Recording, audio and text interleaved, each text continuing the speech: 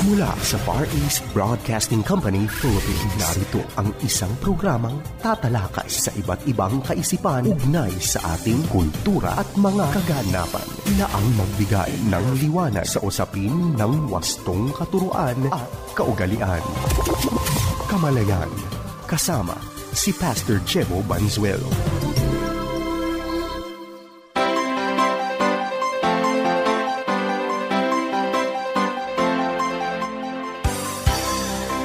Isang mapagpala at mabiyayang araw mga kapatid. Ito po si Pastor Jebo Banzuelo at kayo po ay nakikinig sa programang Kamalayan. Ang programang Kamalayan po ay napapakinggan sa FEBC Radio TV, napapanood sa Facebook Live at YouTube channel ng 702 DZAS FEBC Radio TV, gayon din sa Channel 185 sa GCTV tuwing linggo alas 7 hanggang alas 7:30 ng umaga. Salamat din sa Panginoon sa ating mga partner stations. Tayo po ay napapakinggan gamit po ang 702 DZAS, ang 1143 DZMR, ang DYVS at syempre ang DXKI FEBC na siya namang mapapakinggan kung kayo po ay nasa Coronadal, South Cotabato. Ang atin pong episode sa pagkakataong ito ay ang Friday episode o bahagi siya ng serye na ating binubuo at nagtatapos tuwing Biyernes. Yan po ay mapapakinggan gamit ang radyo. At pinag-uusapan po natin yung pong tungkol sa godly influence. At sabi nga po natin sa ating pag-aaral, sa panimulang aralin, whether we like it or not, ang buhay po natin ay may epekto sa iba, may influensya sa iba. At ang masakla po nito, whether aware tayo o hindi, whether ito po ay kilalanin natin o hindi, hindi natin maiaalis na yung epekto ng buhay natin para sa iba ay mananatili kahit tayo mismo wala na. Kaya nga ho, sa halip na maging passive, dapat maging intentional tayo. Sabi nga ng isang wise man, sabi po niya, we will either be known for our excuses, negligences, or our intentionality. Maaari daw tayong kilalanin sa ating mga dahilan dahil may mga tao po na ang dami-daming dahilan, di ba? Hindi ko magagawa yan kasi ganito, kasi ganyan, hindi pwede kasi ganito, kasi ganyan, o sila kasi kaya ganito, ganyan. So ang daming excuses. Pero mahalagang makita at ating maunawaan mga kapatid na bilang isang mananampalataya, hindi tayo dapat gumawa ng mga excuses. Sa halip ay makita natin ang ating responsibility. Kagaya po ng sinabi sa Bible na tayo po ay maging asin at ilaw ng sanlibutan. So, sinasabi ng Bible, dapat gawin natin yung responsibility na yon.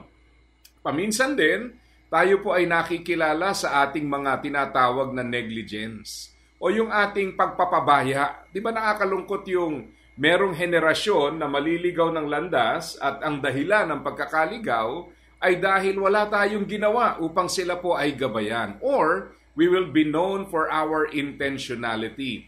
At sa ating pag-aaral, ating pong tinitingnan itong buhay ni Josiah. Very important po ang kanyang naging role sa Old Testament dahil siya po ay apo ng isang hari na sumuway sa Panginoon. Siya po ay anak ng isang hari na sumuway sa Panginoon. At nung siya po ay lumalaki, and take note, siya po ay naging hari at the age of 8. 8 years old pa lang, hari na. So, ibig sabihin, noong mga panahong iyon, maraming pwedeng idahilan. Maraming pwedeng sabihin na nating posibilidad kung bakit hindi niya gagawin yung tama. It would be more convenient to go with the trend. Di ba? Kung ipagpapatuloy lang niya yung mga nasimula ng nauna sa kanya, kadalasan po mas madali iyon kahit na mali.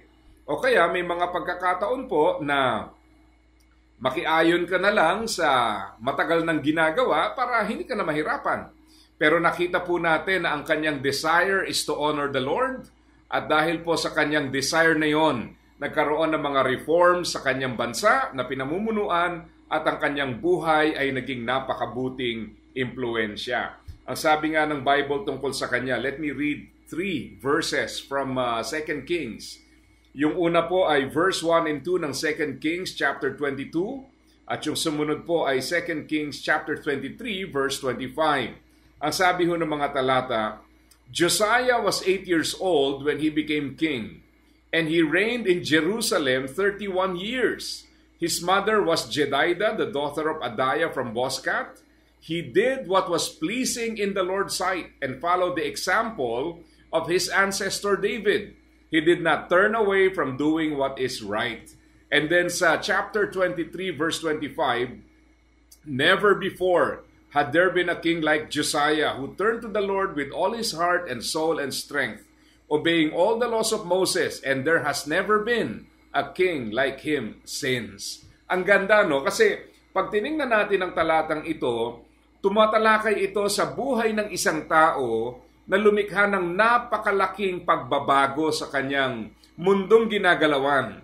Siya po ay naging instrumento ng Panginoon sa pagbabagong iyon at napakahalagang makita mga kapatid kung paanong siya po ay ginamit ng Diyos para po sa pagbabago sa kanyang lipunan. Kaya nga tayo din bilang mga mananampalataya, first of all, we have to acknowledge our responsibility. Meron po tayong God-given responsibility na baguhin ang ating mundong ginagalawan. Kaya nga ang sabi ni Jesus, tayo po ay maging asin at ilaw ng sanlibutan. Nakakalungkot dahil ang panahon po natin ngayon ay panahon ng teknolohiya, panahon na kung saan ang communication po ay napakadali. Abay, isipin niyo ho, hindi naman ho ako ganun katanda, pero inabot ko pa ho yung mga panahon ng telegrama. Naalala niyo ba yun? Yung mga babayaran mo per letter doon sa maliit na papel para ipadala sa mga taong gusto mong kausapin. Naalala ko noon. Nakakatanggap ako dahil nagstay po ako sa Bicol for a while para po sa aking student ministry during seminary years. At naalala ko po noon na pag may communication ang mother ko sa akin, either through telephone, at kung hindi po available ang telephone, or hindi kami magkatagpo ng oras sa telepono, magpapadala ho yan ng sulat gamit po ang telegrama. At makikita mo yung papel na maiksi, no? Talagang nandun po ang bayad doon per letter. At ganun po ang communication noon, At nakakatawang isipin, pero ang layo-layo na ho ng panahon natin ngayon.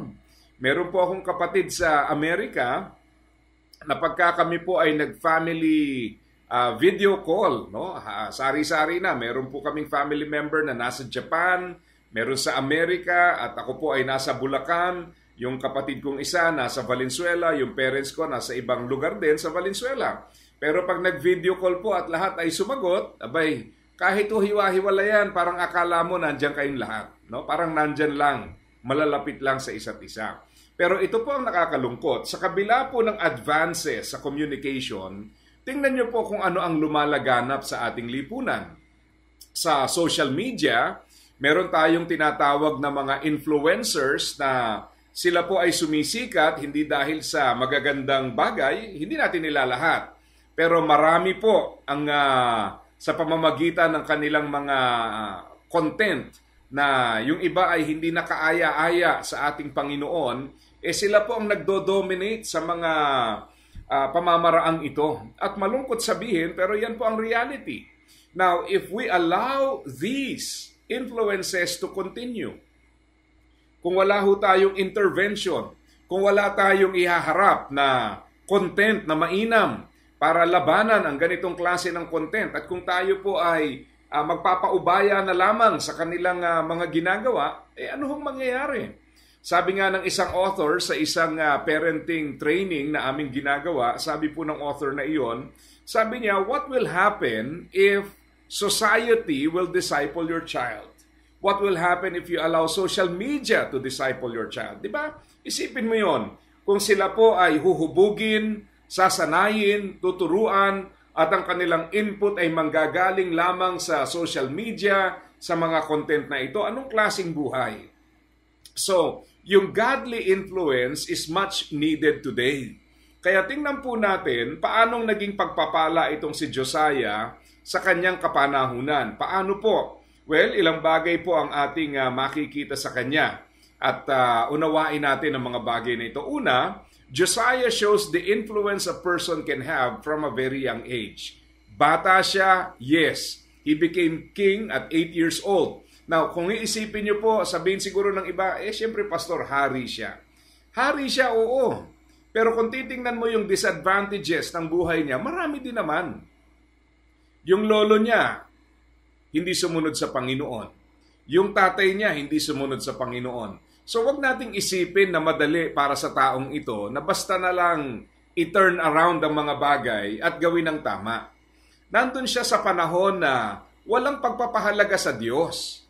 Kaya nga nung matuklasan yung pong scroll na naglalaman ng kautusan ng Panginoon, nagrepent muna itong si Josiah and then nag-create po siya ng mga reforms sa kanyang bansang pinangungunahan. Ibig sabihin po, ganun nakasama yung kanilang panahon na lumaki siya na hindi na niya alam yung mga sinasabi at tinuturo ng Panginoon.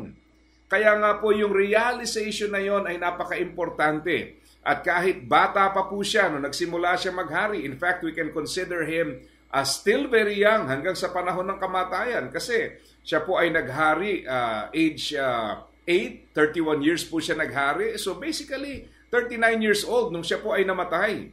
Sapagat eventually siya po ay napatay. Ngayon, ang point ko po rito mga kapatid, bata pa rin kahit sa kanyang kamatayan. Pero ang bottom line, he was able to make significant reforms na nakapagbibigay ng kaluguran sa Panginoon. Second, Josiah lived a life fully committed and obedient to God and he was blessed for it. Makikita po natin na ang motivating factor ng taong ito ay yung kanyang paghahangad na ang Diyos ay maluwalhati sa kanyang buhay. Pag sinabi ho natin kasing godly or godly influence, ang ibig sabihin ng salitang godly is conformity to God's wishes. So, hindi ito nasusukat ng kaalaman lamang ng isang tao. Ito po ay nasusukat ng pagtalima ng isang tao sa nais ng Diyos. So, ibig sabihin, hindi lang siya knowledgeable about the Word of God, siya po ay merong desire at merong aktual na pagkilos so that he will actually conform to the Word of God. At yan po ang makikita natin kay Josiah. And then thirdly, Josiah properly responded to God's Word.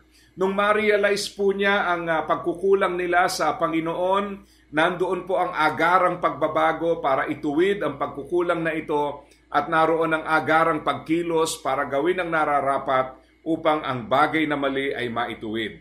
Ang dami ho niyang reforms na ginawa kung tutuusin.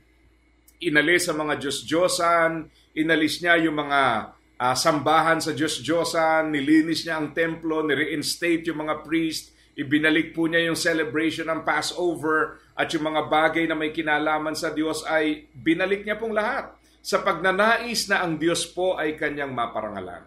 So he properly responded to God's Word. So sa ating panahon ngayon, merong panawagan para sa ganitong klase ng tugon na tayo po ay lumikha ng pagbabago na siyang magiging impluensya sa buhay ng mga tao sa kasalukuyan at magiging pakinabang at gabay sa mga tao sa susunod pang henerasyon. Ito po ay kailangan natin. Ito po ay marapat nating gawin. And number 4, a lot of healing change can happen in a short time. Makikita natin yan sa kanyang buhay. Yes, hindi ganun katagal ang naging buhay ng taong ito. But he was able to create healing change. Alam nyo, paminsan, marami tayong dahilan, marami tayong pagpapaliban, marami tayong naiisip na mga dahilan kung bakit hindi dapat gawin ang isang bagay, hindi dapat lumikha ng mga changes. But again, let us be reminded that if we are intentional, a lot of good can happen. Especially pag ang ginagawa po natin ay ayon sa kalooban ng ating Panginoon. So ang dami niyang disadvantage, 3 ang babanggitin ko. Una, yung ungodly heritage. Kaya kung sinasabit, iniisip nyo, ganito na kasi yung kinagis na namin. Ganito na kasi yung inabutan namin. Ganito na kami noon pa. Huwag nyong iisipin na dahil matagal na kayong ganon, hindi na kayo mababago. Ganyan po ang nangyari kay Josiah. Pero tandaan nyo, he had a choice. Meron siyang choice at ikaw ay meron ka ring choice.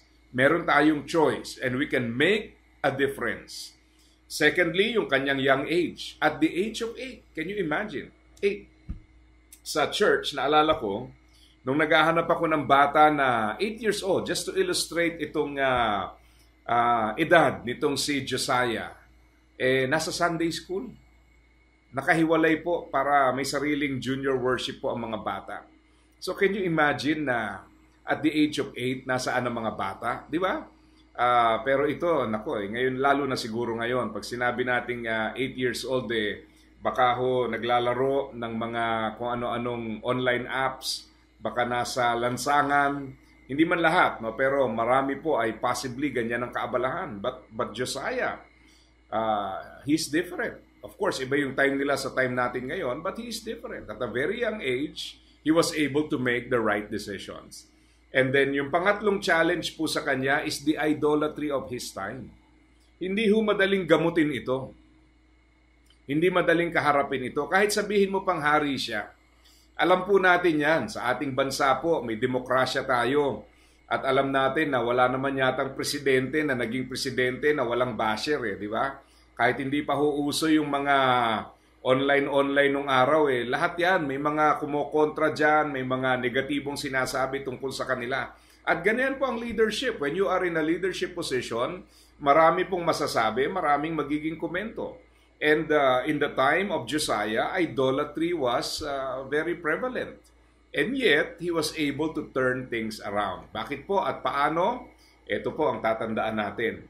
3 mahalagang bagay if you want to have a godly influence. Number 1, you have to filter the past. Alam nyo, ang nakaraan, ang mga pagkukulang, pagkakamali, kinagisna na hindi tama sa nakaraan, ay hindi naman dapat maging kalakaran sa kasalukuyan at lalong hindi naman dapat maging bahagi pa ng future natin. Ang reason kung bakit yung mga pagkakamali ng nakaraan ay nagpapatuloy sa kasalukuyan at dumarating pa hanggang sa kinabukasan ay dahil sa ating pagtanggap sa mga ito, o kung hindi man natin tinanggap ay wala tayong tahasang pagtanggi sa mga ito. Kaya lumipas na ang panahon, paulit-ulit, pabalik-balik ang mga bagay na ito. Hanggat wala pong handang manindigan at baguhin ang sitwasyon, hindi po ito mababago. Madalas kong sinasabi sa mga tatay na aming tinitrain, and by the way, every Saturday, huwag niyong kalimutan yung ating programang PARE or Parenting and Relationship Enhancement. Pag may mga trainings po ako sa The World Needs a Father na siyang pinagbabasihan ng programang PARE, alam niyo, lagi ko sinasabi sa mga tatay, kung ngayon pa lang na nabubuhay ka, ganyan na, magulo na ang kalagayan, how much more pag nawala ka na? So isipin mo yon. Kung ngayon wala kang gagawin, sino aasahan mong babago sa sitwasyon? So napakahalaga po ng ating intervention, and one way to intervene is by filtering the past. Pag sinabi nating filtering the past, you identify ano po yung mga bagay na bahagi ng inyong family heritage na hindi po tama, maliwanag sa mga anak natin na bagamat naging bahagi ito ng buhay natin, pero hindi na natin to sinasang-ayunan, hindi natin gustong gawin, at hindi na natin gustong ipagpatuloy. Diyan na po nagtatapos sa atin. Meron po akong na-meet na isang speaker na gumamit ng illustration sa isang conference namin sa South Africa. Yung kanyang illustration ay tungkol sa babae na galing po sa isang long line of drunkards. No? Yung kanyang lahi mula po sa kanyang magulang, lolo ng kanyang tatay at lolo ng kanyang lolo, as far as she can remember, lahat po. Sa alinlahi po yan ay talagang mga manginginom. Sabi niya talagang lahat kami ganon. At sabi niya, kahit wala pa akong anak, alam ko na yun na ang tatahakin na landas ng aking anak dahil kung ano yung ninuno namin, yun din yung tatay ko, yun din ako. Pero alam mo, napakagandang ginawa niya. She filtered the past. At ang sabi niya, this ends with me. Sa akin na magtatapos to. Wala nang pagpapatuloy ito, dito na magwawakas ito.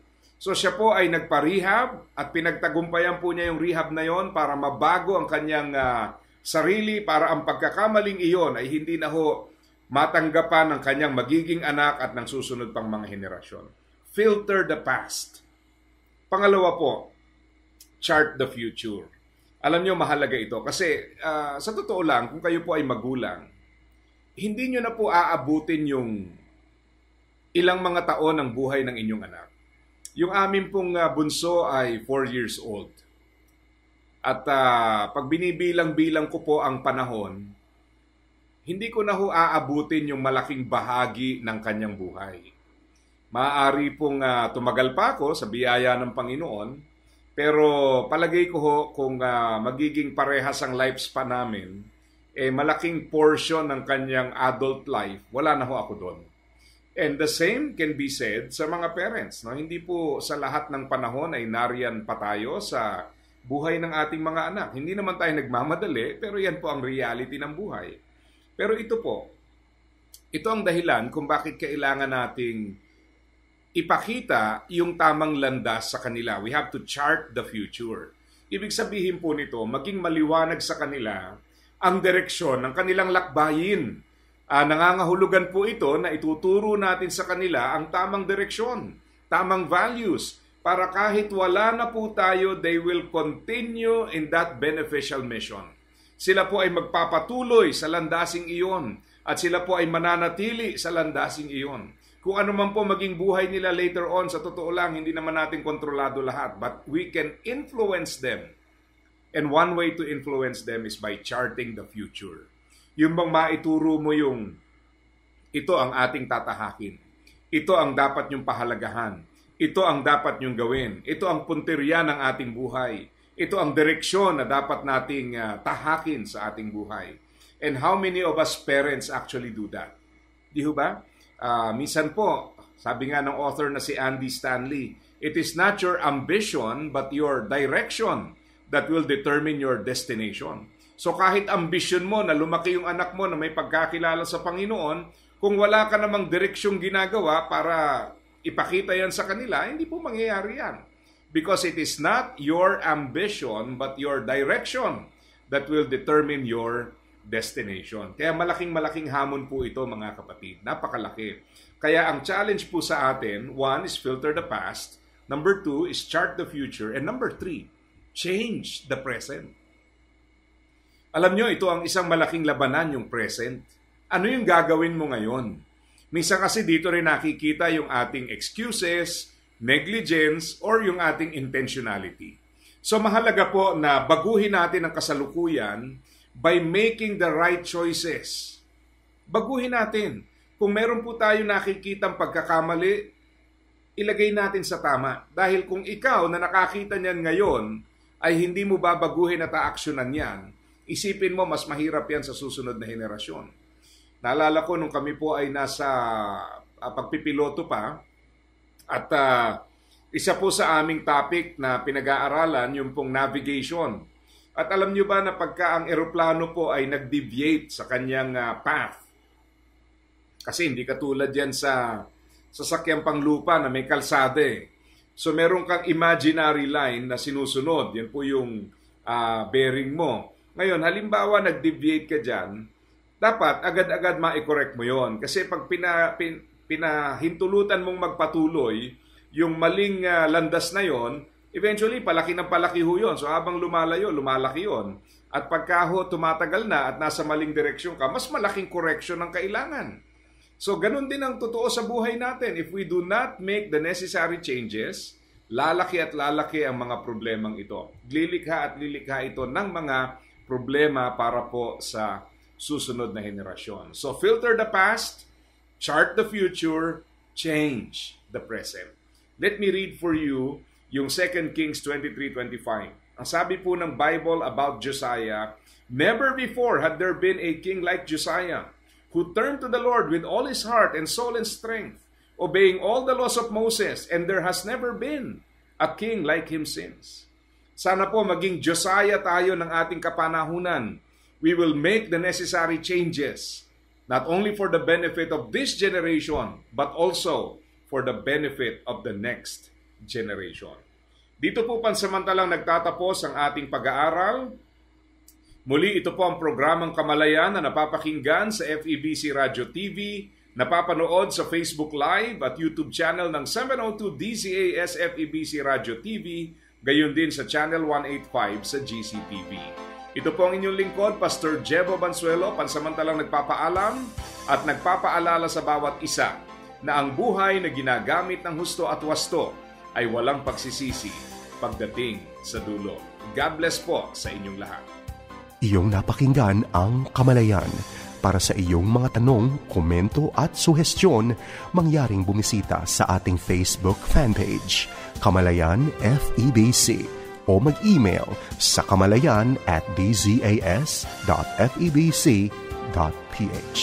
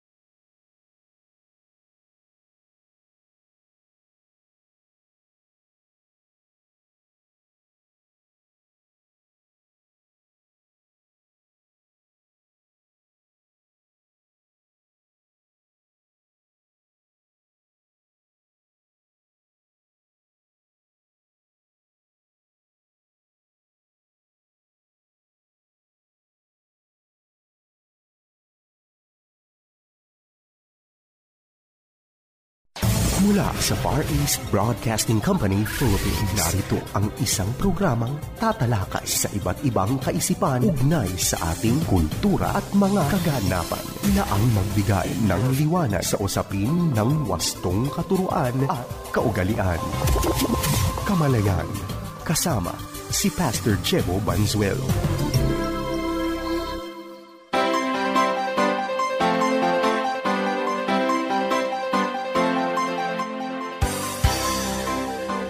Isang mapagpala at mabiyayang araw mga kapatid. Ito po si Pastor Jebo, ang inyong lingkod at kasama dito po sa programang Kamalayan. Tayo po ay nagpapasalamat sa Panginoon sa muli na naman pagkakataon ng pagsasama-sama. At syempre binabati po natin lahat ng ating mga listeners. And take note, tayo po ay napapakinggan sa FEBC Radio TV, napapanood sa Facebook Live at YouTube channel ng 702 DZAS FEBC Radio TV, gayon din sa Channel 185 sa GCTV, tuwing linggo, alas 7 hanggang alas 7:30 ng umaga. So ang inyo pong napapakinggan sa pagkakataong ito ay bahagi po ng serye. Opo, meron tayong series na binubuo from Monday to Friday at ang kabuuan po niyan ay masusubaybayan po gamit ang radyo, 702 DZAS sa NCR, 1143 DZMR kung kayo po ay nasa Northern Luzon, DYVS sa Visayas at syempre DXKI FEBC kung kayo po ay nasa Coronadal, South Cotabato. At para po sa ating pagpapatuloy ng ating pag-aaral, pag-uusapan po natin ang pagkakaisa or unity. At kagaya ho ng ating nasimulang pagtatalakay, ating nga pong nabanggit, na ito po ay timeless and timely at the same time. Walang kamatayan, lagi ho natin kailangang pag-aralan. At the same time, lagi din namang maituturing na napapanahon. Kasi po, from time to time, dahil po sa ating mga pagkakaiba-iba bilang mga tao, bilang mga kahit mananampalataya, meron tayong differences sa ating mga levels of spiritual maturity, levels of understanding, yung ating background, yung ating ethnicity. Nandyan din po yung differences pagdating sa ating opinion, methodology, and sometimes maging yung ating mga doctrines. So mahalagang maunawaan, paano ba natin i-handle ito, ang mga differences na ito. Ang good news po, ang Biblia ay nagbibigay po ng pagtatalakay sa bagay na ito dahil yung problema naman po ng disunity ay hindi po bago sa ating kapanahunan. Ito po ay matagal na ring problema. At magandang halimbawa po ang makikita natin sa 1 Corinthians 3. Magandang halimbawa, hindi dahil maganda po ang kanilang ginagawa, kundi magandang halimbawa sapagkat makikita natin sa kanila yung mga classic manifestations ng spiritual immaturity na siya namang mababakas doon po sa kanilang kawalan po ng pagkakaisa. Yes, ang pinag-uugatan po niyan yung problem po ng spiritual immaturity. Kaya si Pablo sa kanyang sinulat sa, kung tawagin natin ay epistle to the Corinthians, ay binibigyan po niya ng kasagutan ang ilang mga katanungan, binibigyan po niya ng tugon ang ilan sa kanilang mga tinatanong at binibigyang linaw kung ano po ang magagandang hakbang para ang problemang ito ay masolusyonan. Pero tandaan niyo po, ang pinakapunot ugat ng lahat ng ito ay yung pong katotohanan na pag tayo po ay walang spiritual maturity, magkakaroon po ng mga manifestations ito. So very obvious po, pag binasa natin sa 1 Corinthians 1 and 2, ang mga kausap dito ay mananampalataya. Ang mga sinulatan po ay mananampalataya. So let me read that passage first. 1 Corinthians chapter 1 verse 2. We are writing to the church of God in Corinth, you who have been called by God to be His own holy people. He made you holy by means of Christ Jesus, just as He did all Christians everywhere. Whoever calls upon the name of Jesus Christ our Lord and theirs. Now, keep in mind na bagamat sila po ay mga mananampalataya, pero tandaan nyo po kung ano po ang kanilang mga background nung araw. Meron silang kanya-kanyang mga pinagdaanan, iba-ibang karanasan, iba-ibang kultura, at iba-iba ho sila ng lahi.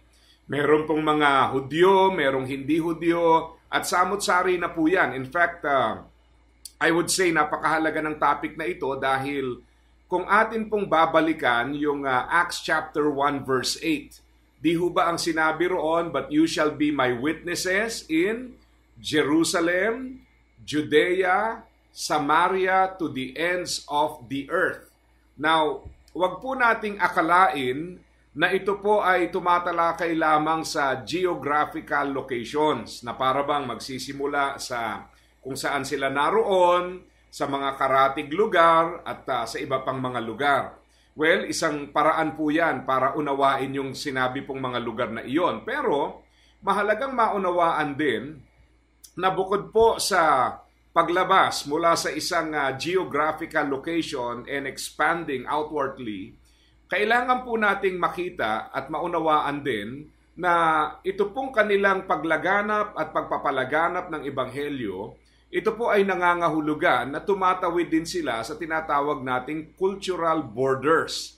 So nandoon po ang kapahayagan ng Ebanghelyo papunta po sa mga tao na hindi na po nila kalahi. Iba ang kultura, paniniwala, at yung kahandaan para ito po ay gawin. At the same time, yung pong kahandaan ng kanilang isipan upang maunawaan po nila na pag dumating ang pagkakataong ito, how do we even handle the situation? Kasi po, yung mga iglesyang naging produkto ng missionary trip, ganyan na ho ang composition Mga tao na iba-iba na ho ang kalagayan. In fact, sa aking personal na karanasan, hindi po ako nag-missionary journey kagaya ni Apostle Paul, pero nag-church planting po ako.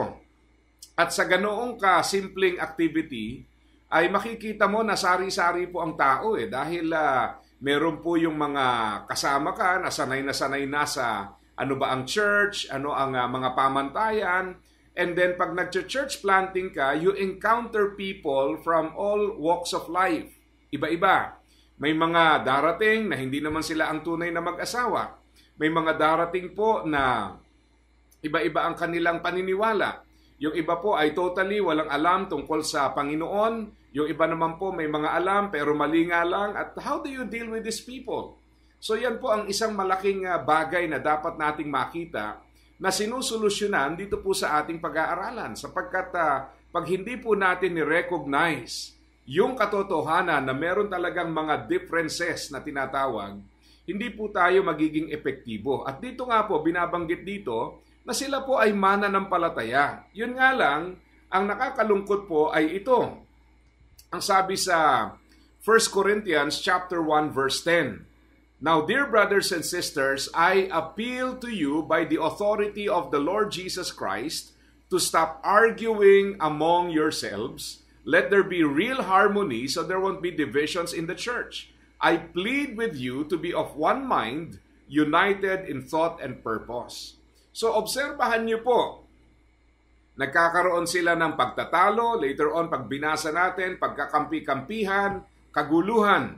At sabi nga natin sa nakalipas na mga pag-aaral, hindi lang po ito usapin nung sumasali ka sa gulo, pero yung non-involvement doon po sa tama is also a way to not be united with the church. Sapagkat pag sinabi ho nating unity, merong active participation. Kaya po, nasasayang yung kaloob. Tingnan nyo ang sabi sa 1 Corinthians chapter 1, verse 4 to verse 5. Tingnan nyo po kung ano meron sila.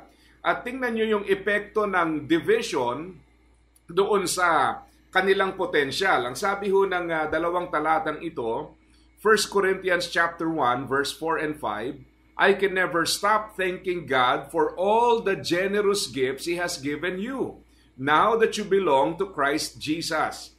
He has enriched your church with the gifts of eloquence and every kind of knowledge." So bilang mananampalataya, pinagyaman po sila ng mga kaloob at kakayahan na maaari po nilang gamitin para ang Diyos ay paglingkuran. So maliwanag ang sabi ng talata, pinagpala po sila ng generous gifts pagdating po sa ministry at muli para po sa kaalaman ng mga hindi natin nakasama nung pinag-aralan natin ito po ay pagpapakita sa atin na meron po silang kakayahan na galing sa Panginoon para magamit sa paglilingkod. Ito nga lang ho ang problema. Kahit po meron tayong kakayahan o sa context po ng ating pinag-aaralan ay tinatawag natin itong spiritual gifts. Pero ang problema pong malaki mga kapatid, kahit meron tayong spiritual gifts, kung wala naman po tayong pagkakaisa, walang pag-ibig, ang mga bagay na ito ay hindi mangyayari ng tama at may kaayusan. Kaya kung maalala po ninyo sa 1 Corinthians chapter 12, ay maliwanag pong ipinakita roon na ang iglesia ay isang katawan. Bilang isang katawan, binubuo ito ng mga bahagi. Ang mga bahagi po ay ang mga miyembro at para tayo po ay may partisipasyon, meron tayong kakayahan kung papaanong ang mga bahagi ng ating pisikal na katawan ay merong kani-kanyang layunin at tungkulin. So ang sinasabi po sa atin dito, nasa atin ang kakayahan, pero kung hindi po tayo magkakaroon ng pag-ibig, ay hindi po magagamit effectively ang mga kaloob na ito. Kaya nga sa 1 Corinthians chapter 13 ay niliwanag po sa atin doon na ang pag-ibig ay kailangan na kahit tayo po ay merong paggamit ng mga kaloob, but in the absence of love, ang mga bagay na ito ay hindi natin epektibong magagamit. Bakit nga ba hindi epektibong magagamit? Abay, kung wala ho tayong pag-ibig, first and foremost, we do not glorify the Lord. Dahil lang tinitingnan ng Panginoon, hindi lang yung accomplishments natin, kundi paano tayong lumalago in the process. In fact, in my personal ministry, ang aking pong natutunan sa paglilingkod ay ito. Ang reality po is that as we serve the Lord, hindi lang tayo ang ginagamit niya para maglingkod sa mga tao, kundi mahalagang makita po natin na ang mga taong pinaglilingkuran natin, ginagamit din ng Panginoon para hubugin tayo. Ang mga karanasan sa ministry ay ginagamit din para tayo po ay hubugin sang-ayon sa kanyang kalooban. So dapat nandun din ang kaisipan na, Lord, I am also a work in progress. Wala po yung kaisipan na parang, narito ako bilang lingkod, aayusin ko kayong lahat. Kailangan makita natin yung sarili natin as also works in progress. So that gives humility, authenticity, and even sincerity in the ministry that we do. Ngayon, having said that, ito po makikita natin, meron silang mga kakayahan, pero ang problema nga, kung wala namang pagkakaisa, at meron pong division, kagaya po ng binanggit sa 1 Corinthians chapter 1 verse 10, hindi po effectively makapaglilingkod. So hindi kalugod-lugod sa Panginoon, hindi tayo magiging healthy as a church dahil hindi maganda ang interpersonal relationship, at hindi rin po magiging maganda ang patutuo to non-believers dahil pag tiningnan yung ating pamumuhay ay hindi po kaaya-aya at hindi po ito alinsunod sa mga bagay na pinapahayag din natin. At the same time, keep in mind na pagkulang po tayo doon sa pag-ibig sa isa't isa at wala tayong pagkakaisa, lumilikha rin po tayo ng environment sa ating iglesia na hindi conducive for growth. So, yan po ang problem. At ang sabi ni Pablo sa nagmumula ang problemang ito po, 1 Corinthians chapter 3 verse 3. For you are still controlled by your own sinful desires, you are jealous of one another and quarrel with each other. Doesn't that prove that you are controlled by your own desires? You are acting like people who do not belong to the Lord. Ako, napakabigat po nun. Ang sinasabi ni Pablo rito, para kayong mga hindi mananampalataya. Again, keep in mind mga believers po ang kausap dito, mananampalataya po ito. Pero ang sabi ni Pablo, sa pamamaraan ng inyong pamumuhay, sa inyong pagkilos, sa inyong ugnayan sa isa't isa, ay para kayong hindi mga mananampalataya. Na-imagine niyo yun? So, yung laki ng potential na meron sila because of God's provision of spiritual gifts ay dinidiminish naman ng kanilang kawalan ng pagkakaisa. In fact, ang sabi po sa 1 Corinthians chapter 3 verse 1, Dear brothers and sisters, when I was with you, I couldn't talk to you as I would to spiritual people. I had to talk as though you belong to this world or as though you were infants in Christ. Hindi ko kayo makausap na parang mga mananampalatayang malago. Para kayong mga tao sa mundong ito o kaya para kayong mga bata pa sa pananampalataya, hindi naman ho ganun ang kanilang estado. Pero dahil po sa kanilang disunity, which was basically a manifestation of their immaturity, spiritual immaturity to be specific, yan po ang nangyayari sa kanila. Mabigat po ang manifestation.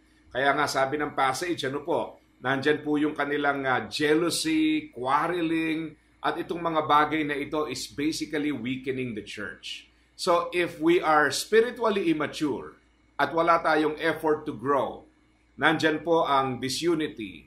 And disunity makes the church unhealthy. And when the church is unhealthy, it will not be able to fulfill effectively the task given to the church by God. So hindi po natin nagagampanan ng tama at maayos. Hindi ko alam, pero kung oobserbahan po natin, talagang sabi ko nga sa inyo, timeless and timely. Walang kamatayang topic na dapat laging binabalik-balikan to serve as a reminder. And I believe, especially now, na tayo po ay nagbabalikan na sa ating face-to-face or on-site services. This is a good reminder. At the same time, it is also timely dahil marami pong mga bagay ang nagko-contribute sa disunity. Sometimes, may mga disagreements. Sometimes, merong tinatawag na passive agreement. Yung bang bahala na kayo dyan. Kayo na lang ang gumawa dyan. Pero wala kang active participation. Pag sinabi ho nating unity, hindi pwedeng walang active participation. Hindi pwede yung, hindi ako manggugulo pero bahala na kayo sa buhay nyo. Yung ganong mentality and attitude ay hindi po pagkakaisa yan. Yan po ay isa pa ring form ng disunity. Bakit po? Because you are created and designed by God and also gifted with spiritual gifts so that you can actively participate and involve in the church. Okay. Kaya tandaan nyo po, kung kayo po ay attendee, ay hindi ho pwedeng manatili kayong hanggang attendance lang. Kailangan meron tayong active participation sa ating iglesia. Meron po tayong pakikibahagi. Bahagi ka na dapat ay nakikibahagi sa iglesia. Hindi pwedeng wala ho tayong active participation. So para po linawin ito, ilang bagay po ang pinakita at sinabi ni Pablo. Una po is partnership. Kinlarify niya that there is partnership. Basahin ko po yung 1 Corinthians chapter 3, verse 5 to verse 9. And before I read that, keep in mind, nagkampi-kampihan na ho ito yung iba gusto kay Pablo, yung iba kay Apollos, yung bang may kanya-kanya silang mga lodi kung tawagin, kanya-kanya sila ng sinusunod. Wala hong problem kay Pablo at kay Apollos. Ang may problem po yung mga taong nagkakampi-kampihan, nagkakaroon ng favoritism, and at the same time, ay nagpo-promote ng disunity sa pamamagitan po ng mga pagkakampi-kampihan na ito. So ito ang sagot. 1 Corinthians chapter 3, verse 5 to verse 9. After all, who is Apollos? Who is Paul? Each of us did the work the Lord gave us. I planted the seed in your hearts, and Apollos watered it, but it was God who made it grow. It is not important who does the planting or who does the watering. What's important is that God makes the seed grow. The one who plants and the one who waters work together with the same purpose, and both will be rewarded for their own hard work. For we are both God's workers, you are God's field, you are God's building. Ang ganda ho nun, pinapaliwanag sa atin na, teka lang, magkaiba kami ng paraan ng paglilingkod dahil magkaiba kami ng kaloob. Pero iisa pinagmulan ng kaloob na ito, iisa nagpapalago, iisa nagbibigay sa amin ng effectivity na magampanan ang ministeryong ito. At yan ay walang iba kundi ang Diyos. Iisa ang layunin namin. So kung sila po ay tinawag ng iisang Diyos at naglilingkod para sa iisang Diyos, bagamat magkaiba ang kanilang kaloob, huwag tayong lumikha ng issue doon. There is partnership.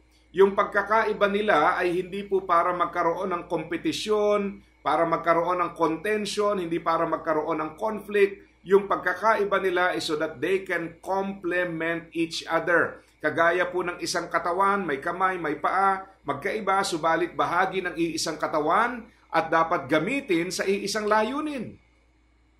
So sana po makita natin yun.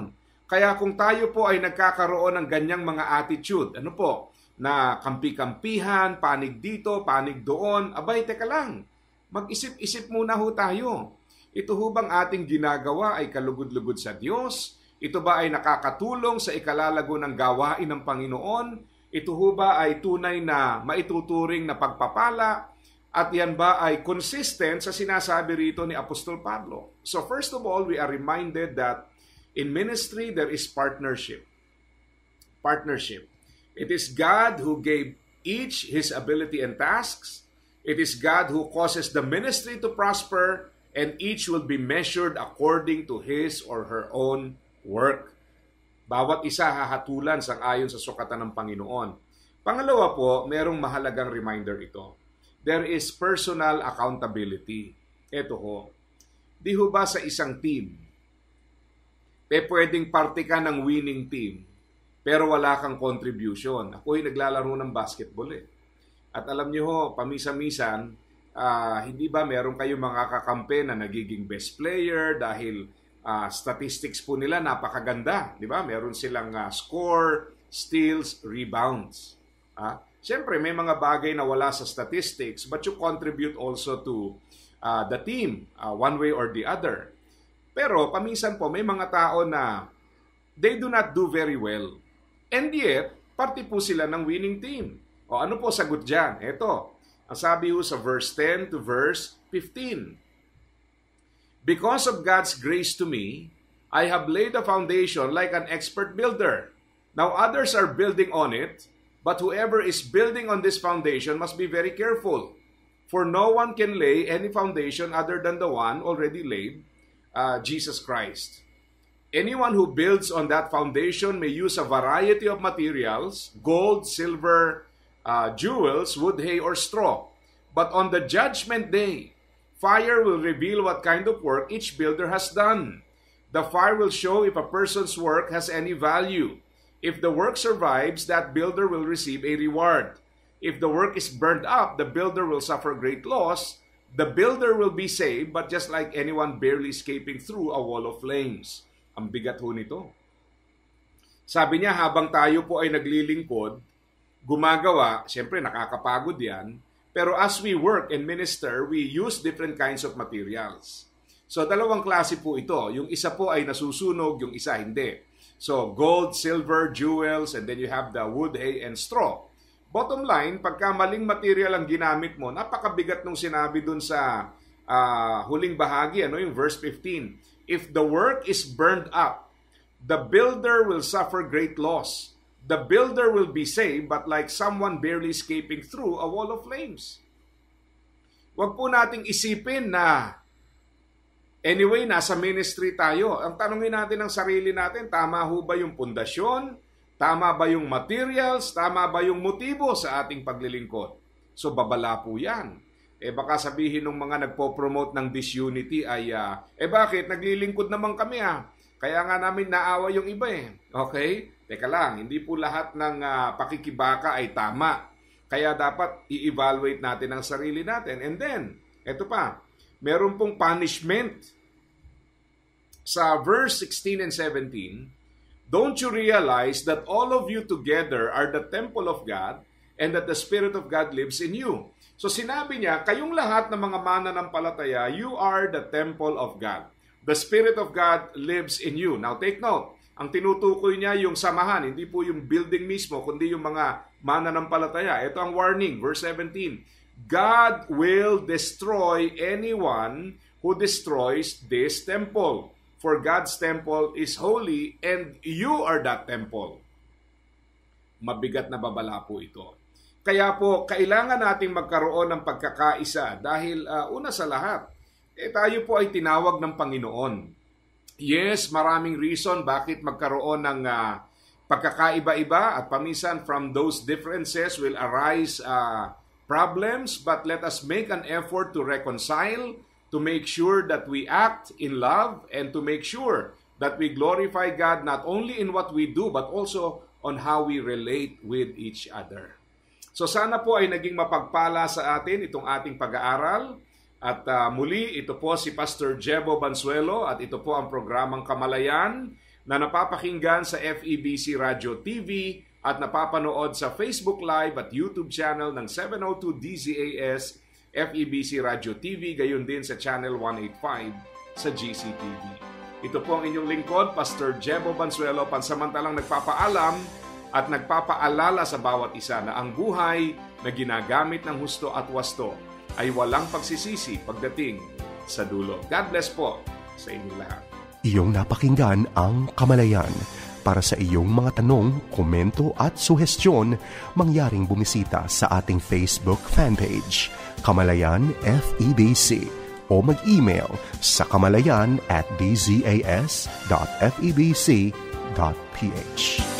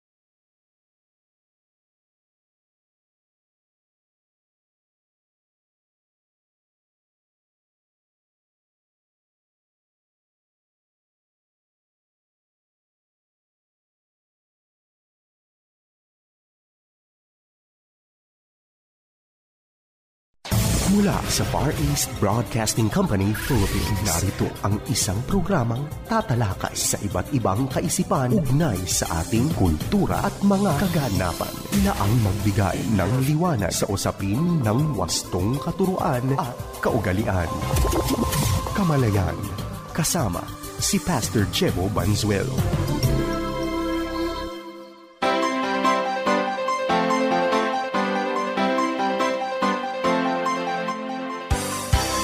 Isang mapagpala at mabiyayang araw mga kapatid. Ito po si Pastor Jebo Banzuelo at ito naman po ang programang Kamalayan na napapakinggan sa FEBC Radio TV, napapanood sa Facebook Live at YouTube channel ng 702 DZAS FEBC Radio TV, gayon din sa Channel 185 sa GCTV. Yan po ay tuwing linggo, alas 7 hanggang alas 7:30 ng umaga.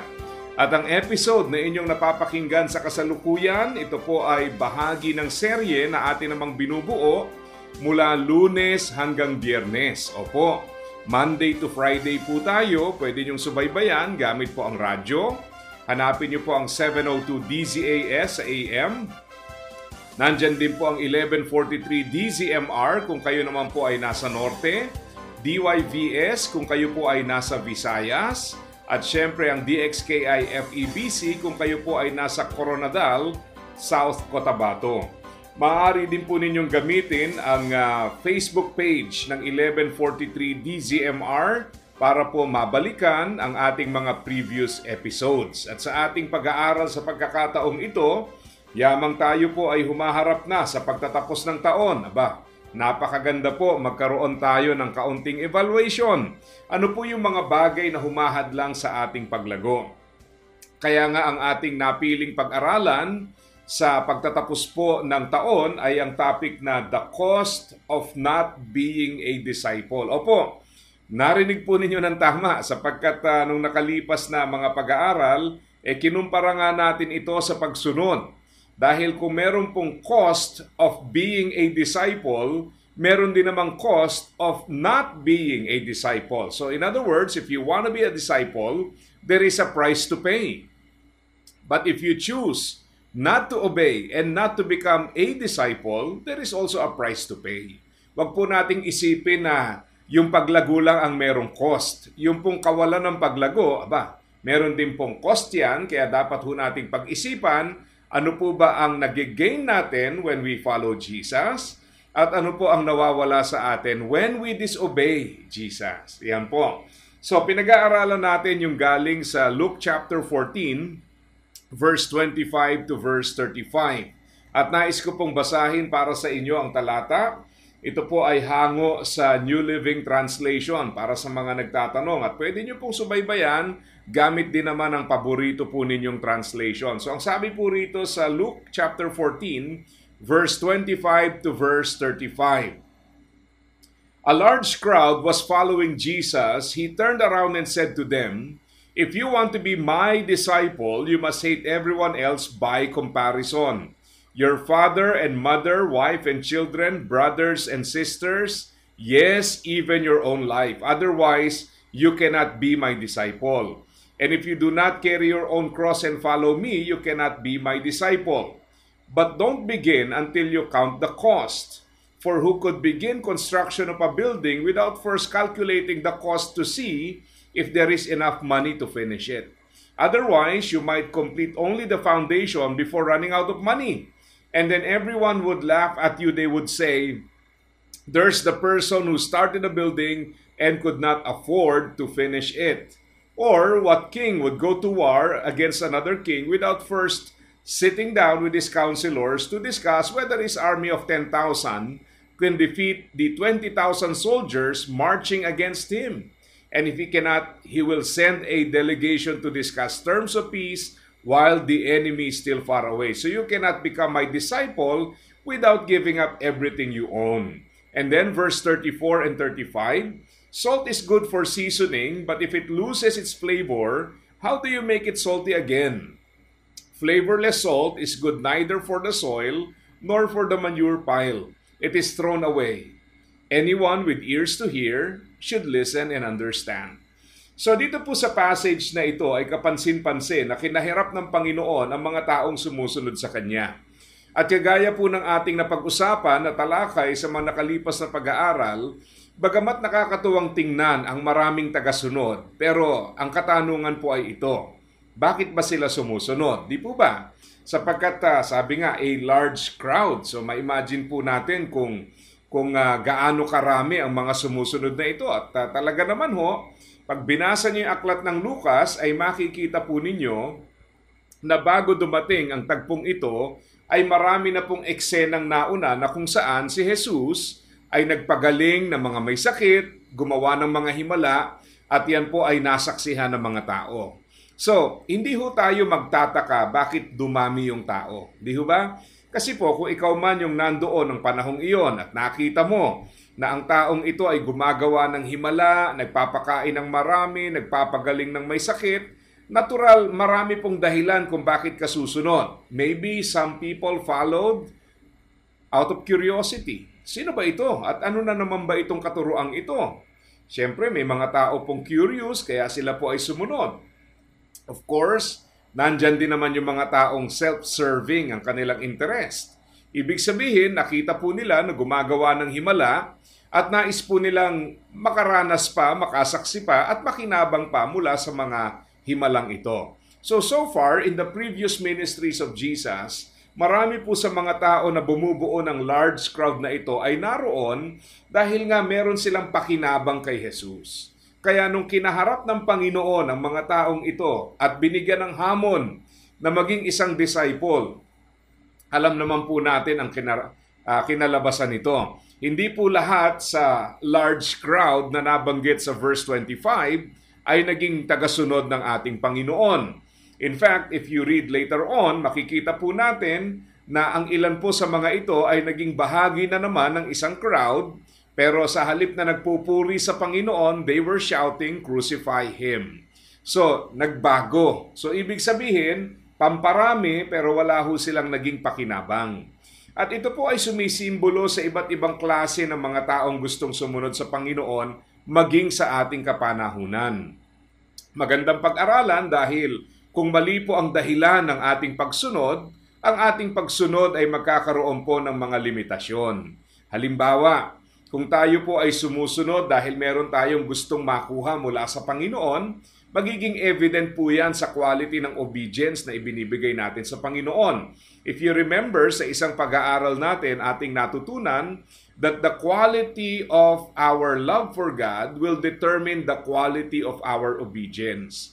So pwede rin naman nating baliktarin yon, that the quality of our obedience will reveal the quality of our love for God.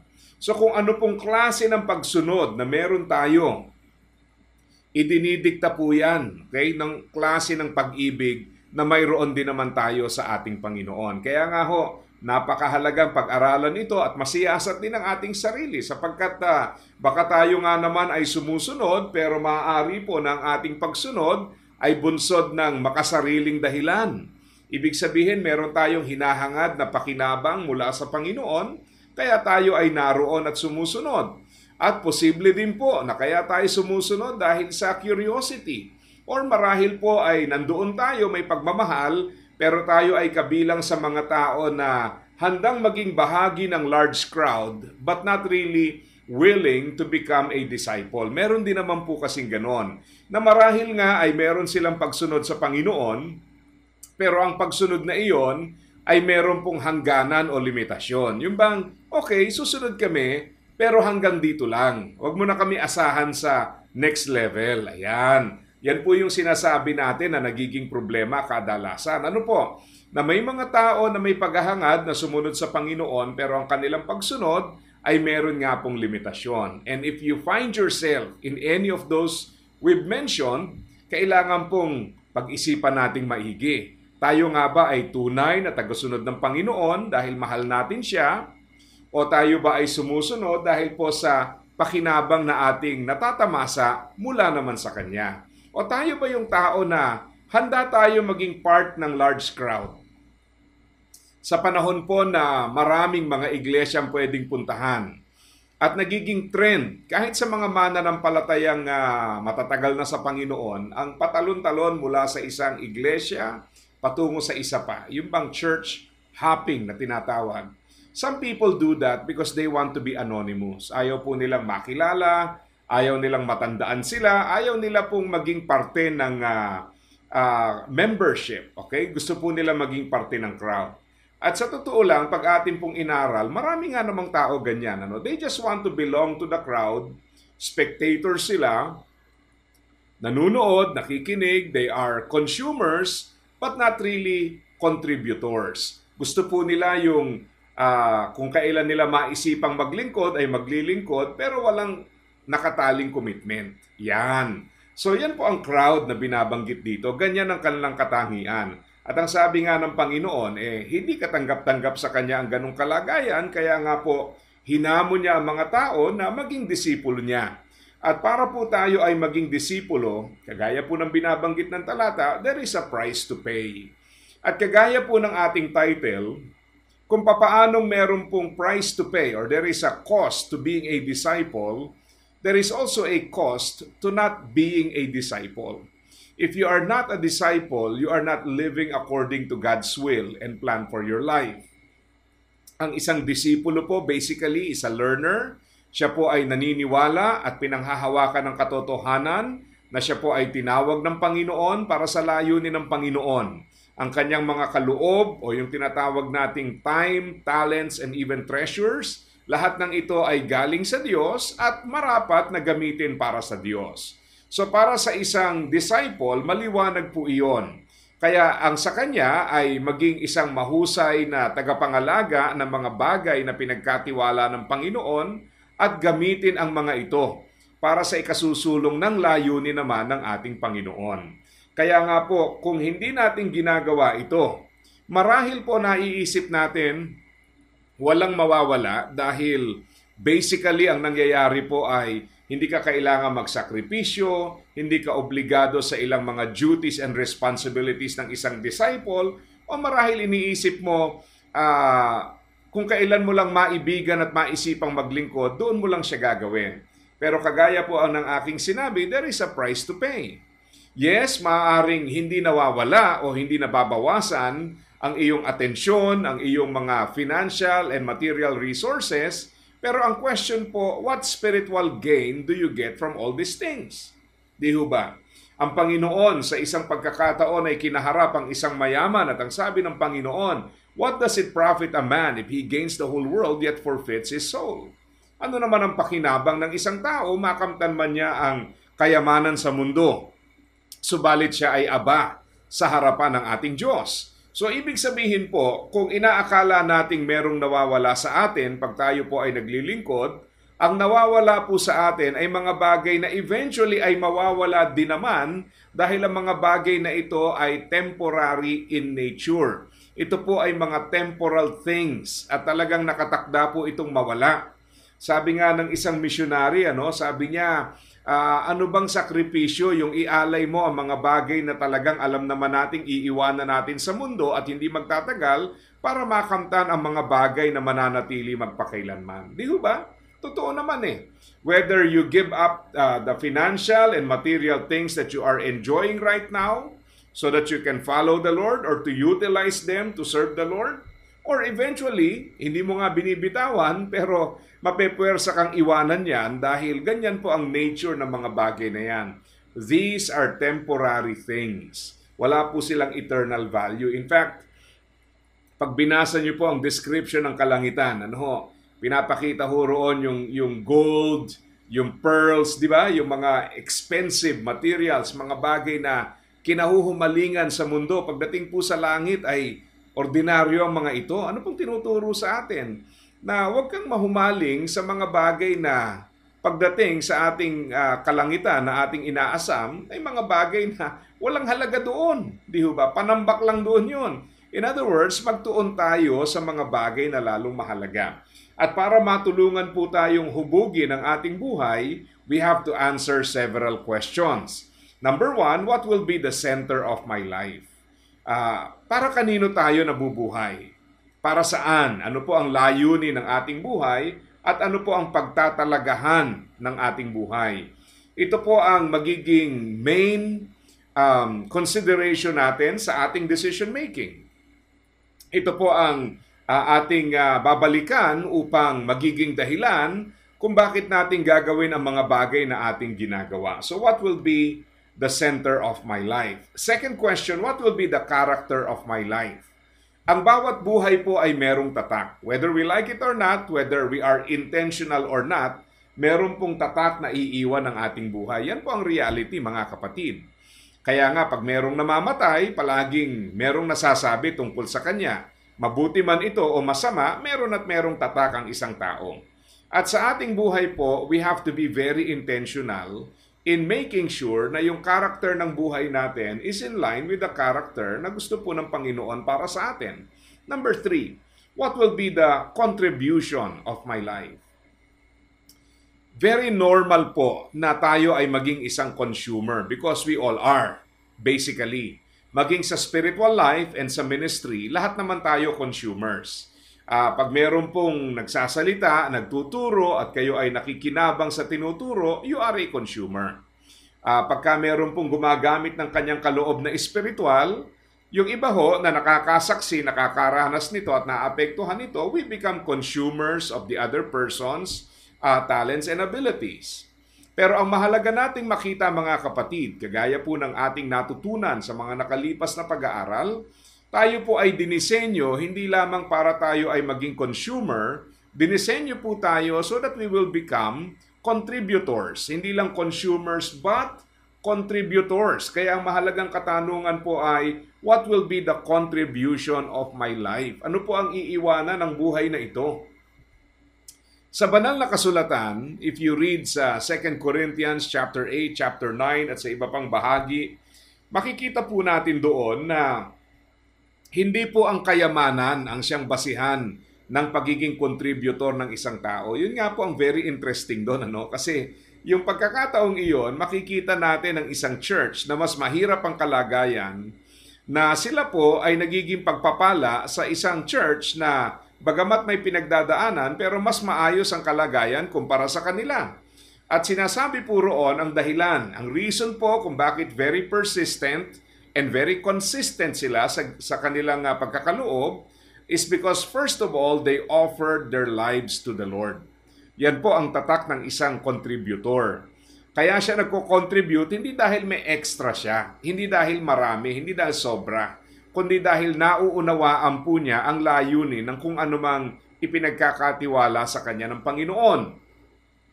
Kaya hindi po lahat ng may sobra ay nagbibigay at hindi rin naman lahat ng masasabi nating sakto lang ay hindi nakapagkakaloob. Ang totoo po, ang usapin dito hindi yung yaman, kundi yung laki ng ating puso at yung ating pagnanais na tayo po ay sumunod sa ating Panginoon. So what will be the contribution of your life? Next question, what will be the communication of your life? Ano po ang mensahe ng ating buhay? Di ba? Ang bawat buhay po merong mensahe yan eh. Di ba? May mensahe yan. Kahit yung mga taong hindi gumagawa ng mabuti, pag sila po ay nawala na, ang buhay po nila ay nagiging alaala kung ano yung hindi dapat gawin. Okay? Yan po, merong lesson, meron at merong iiwan. Pero ang katanungan po ay ito. Pag tiningnan ang ating buhay at sa mata po ng mga nakatingin, what will be the main message of our lives? Yan po ay maaari nating makuha sa pamamagitan ng pagtatanong, ano ba yung mga pinaglalaanan natin? Ano yung pinapahalagahan natin? Ano yung bukang bibig natin? Ano yung mga bagay na maituturing nating na ipagmamalaki natin at nagbibigay ng saysay sa ating buhay? Si Apostol Pablo, bagamat hindi nagsimula bilang isang lingkod, kundi mang-uusig ng iglesia, ang sabi niya sa Acts 20 verse 24, "However, I consider my life worth nothing to me, if only I may finish the race and complete the task the Lord has given me, the task of testifying to the gospel of God's grace." So ang taong ito, sa kabila po ng kanyang pag-uusig sa iglesia, ay nagpahayag matapos niyang makilala ang Panginoon at kanyang sinabi na ang buhay po niya ay walang kabuluhan liban na lamang na matupad niya ang layunin ng kanyang buhay. Kaya nga pag binalikan niyo po ang mensahe ng buhay ni Pablo, siya na rin ang nagsabi sa 2 Timothy chapter 4. Sabi niya, I have fought the good fight, I have finished the race, I have remained faithful. So, may iisang mensahe. It's all about Jesus. Di ba? Tungkol ito sa Panginoon, tungkol ito sa pagluwalhati sa ating Diyos. At yan po ay isang napakalaking hamon para sa atin. Yan po ang mensaheng iiwanan ng ating buhay. So what will be the communication of your life? Tungkol saan? Kung meron pong isang mensahe ang iyong buhay, ano yon? Kung maaalala ka sa isang bagay, ano po iyon? Ano ang mensaheng ipinararating ng iyong buhay? And then, panghuling katanungan po, what will be the community of my life? Sino po yung mga taong ipapaligid natin sa ating buhay? Napaka-importante po nito dahil ito po ay nagpapakita kung anong mahalaga sa atin. If you remember Jesus, He is a teacher. Pero alam po natin na sa kabila ng kanyang pagtuturo ay hindi po siya sumama sa mga pariseyo at mga religious leaders who were abusive during that time. Alam po natin yan. In fact, kinalaban po niya yan di ba? Sa maraming pagkakataon ay nire-rebuke niya, itinutuwid niya, at kanyang inilalantad ang kamalian ng kanilang pamumuhay. At makikita po natin siya spending more time with tax collectors, prostitutes, and those considered by society as sinners. Pero ang katanungan po, siya ba ay kilalang makasalanan? Hindi po. Kilala po siya bilang tao na umabot sa mga makasalanan, isang tagapagturo na nagbigay pahalaga sa mga taong walang maibabalik sa kanya. Isang tagapagturo na naiiba sapagkat ang hangarin niya ay hindi ang itaas ang kanyang sarili, kundi ihatid ang mensahe ng kaligtasan sa mga taong nakakakita ng kahalagahan nito. Kaya nga po, bandang huli, alam natin ang kanyang sinapit, siya po ay ipinako sa krus ng mga religious leaders na hindi sumasang-ayon sa kanyang pamamaraan at sa kanyang katuruan. So ulitin natin 5 katanungan. What will be the center of my life? What will be the character of my life? What will be the contribution of my life? And what will be the communication of my life? Sana po ang mga katanungang ito, dagdag yung pang-5, what will be the community of my life, ay maging hamon para sa atin to be very intentional.